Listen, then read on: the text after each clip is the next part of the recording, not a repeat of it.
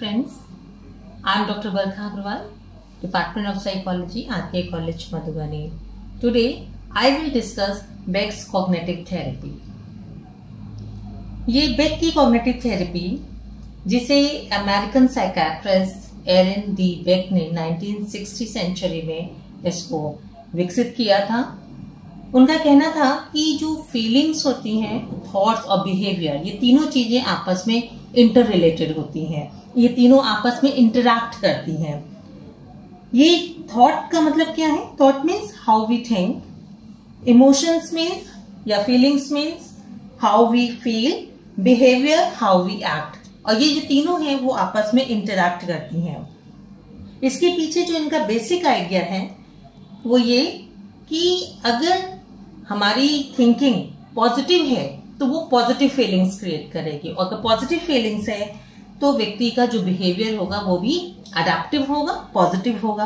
और अगर व्यक्ति की फीलिंग नेगेटिव है, अनरियलिस्टिक है, डिस्टॉर्टेड थिंकिंग है, तो वो नेगेटिवली चीजों को इंटरप्रेट करेगा और फिर वो डिस्ट्रेस फील करेगा या सैड फील करेगा या फियर है, उसमें जो नेगेटिव इमोशंस विल क्रिएट।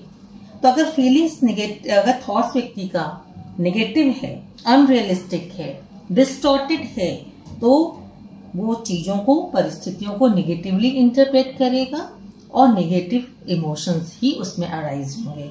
और जब व्यक्ति के अंदर नेगेटिव इमोशंस होते हैं तो वो उसका जो बिहेवियर होता है वो भी मैल अडेप्टिव होता है, या जिसे हम कह सकते हैं it will negatively impact on their actions. तो पॉजिटिव वी कैन से कि जो हमारा व्यवहार होता है हमारी धनात्मक और नकारात्मक विचारधारा पे आधारित होता है। Our behaviour depends on our positive and our negative thoughts. If it is positive thought then our behavior will be adaptive, positive behavior.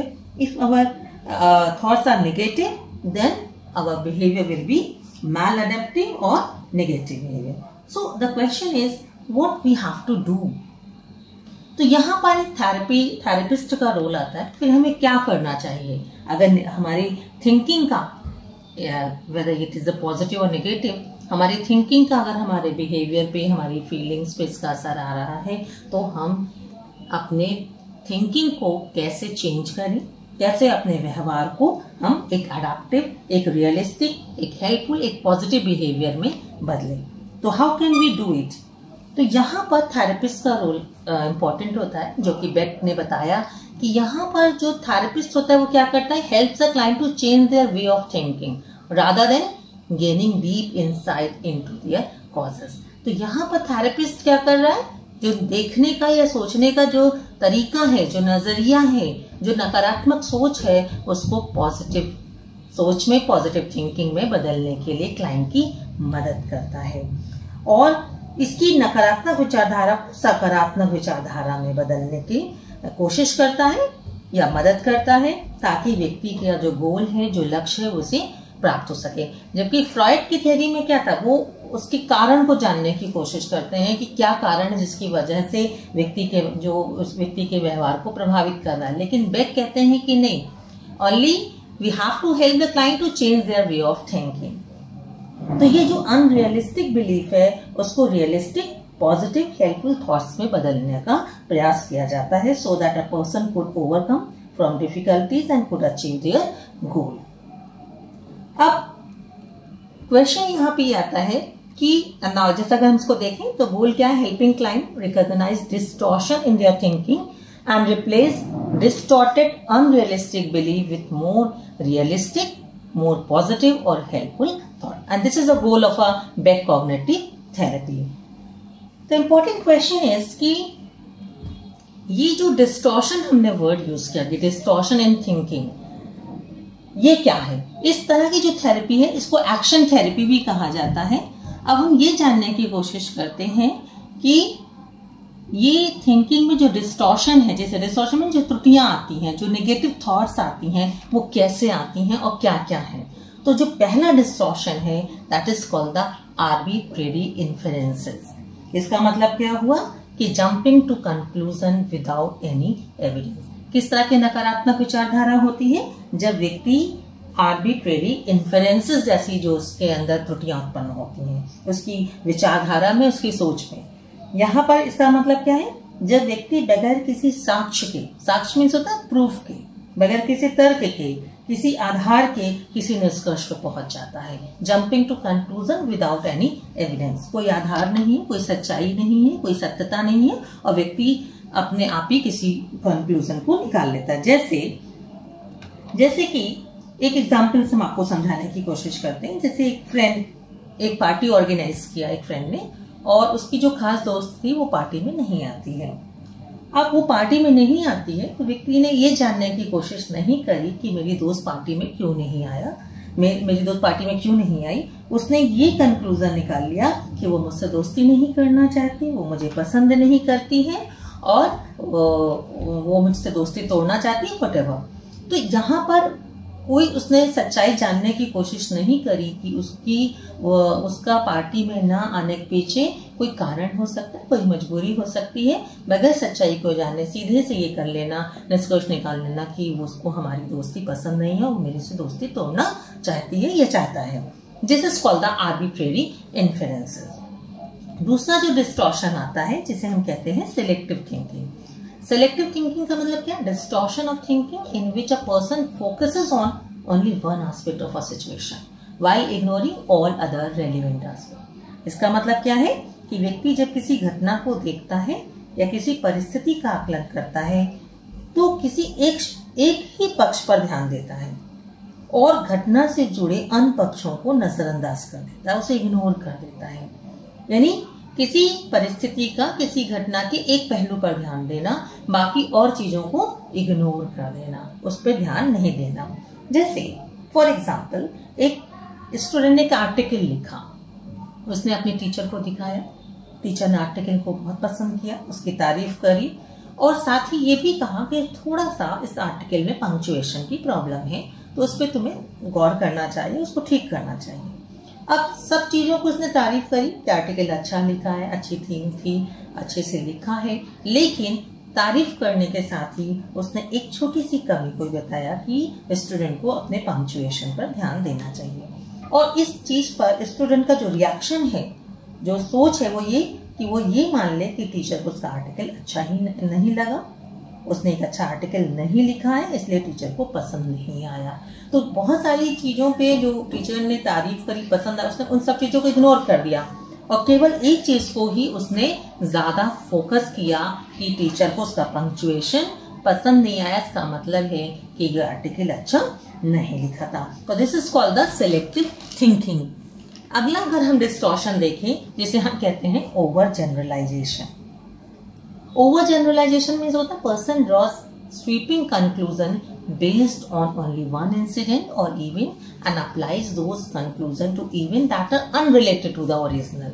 यानी कि यहाँ पर ओवर जनरलाइजेशन में क्या है कि किसी एक घटना पे प्राप्त परिणाम को अन्य सभी पर अप्लाई कर देना। किसी एक इंसिडेंट में उसका जो अनुभव रहा, अब यह अनुभव अगर पॉजिटिव है या ये अनुभव नेगेटिव है, उसको अन्य सभी लोगों के लिए एक जैसा ही मान लेना चाहिए। मान लीजिए किसी एग्जाम्पल के लिए किसी धर्म और जाति विशेष को लेकर के उसका व्यक्ति का अनुभव बहुत नेगेटिव है और वो अनुभव क्या है, उसके जीवन में कोई ऐसी घटना घटित हुई जिसकी वजह से किसी अमुक व्यक्ति के साथ जो किसी एक धर्म को बिलोंग करता था, वो अनुभव उसका निगेटिव रहा, नकारात्मक था।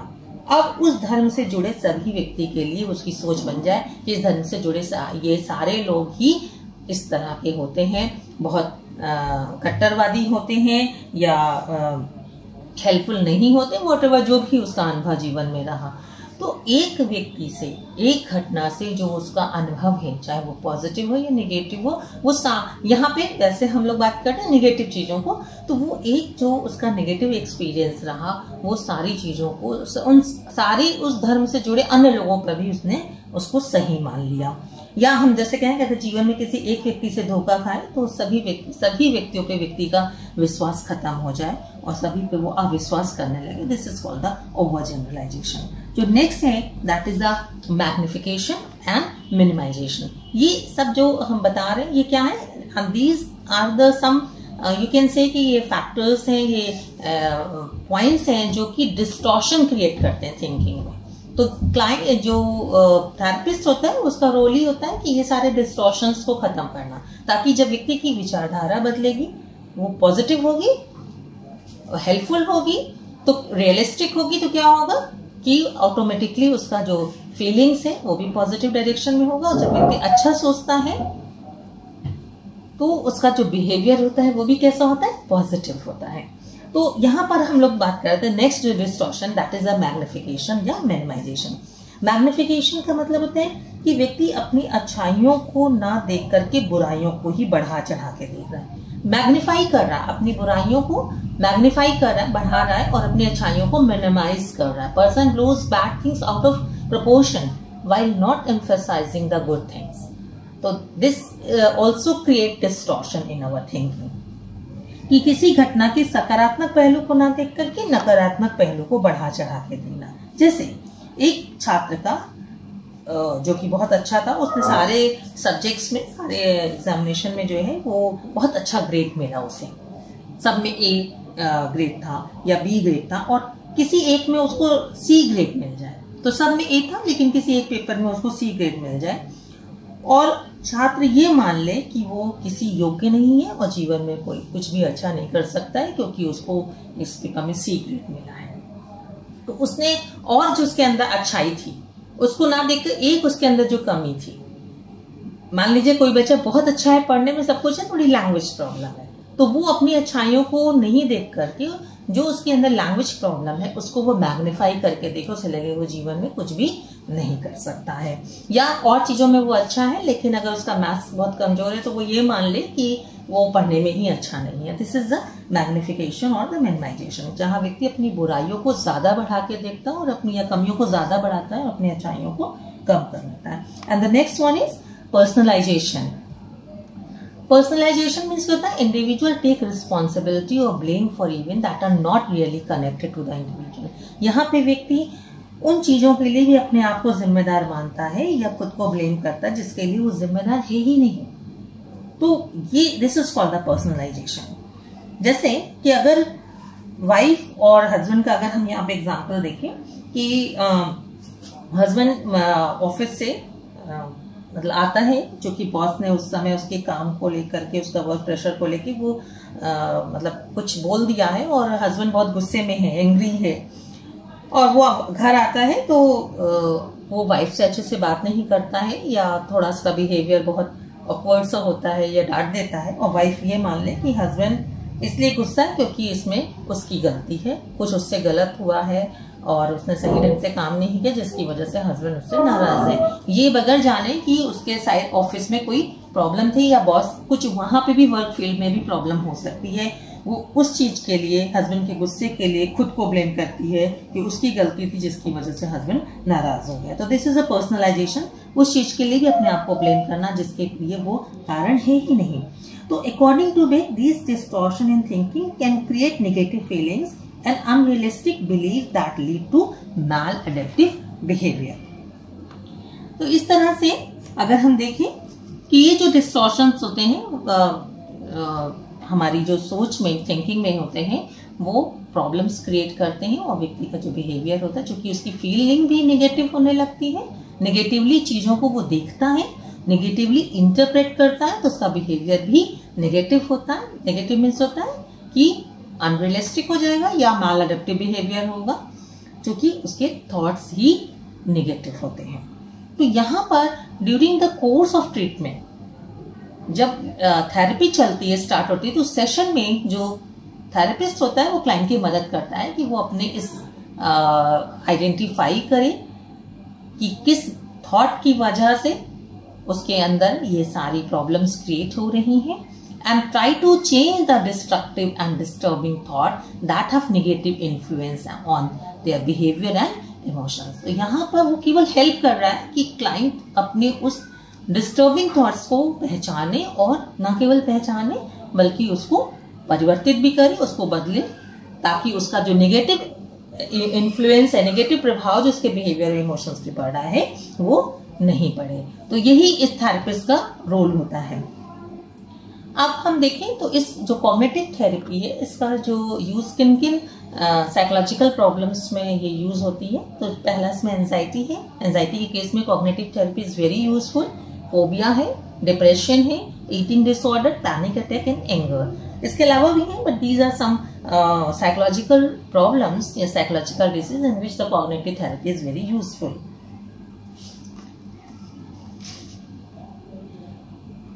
Thank you so much. Next video, I will discuss the next therapy.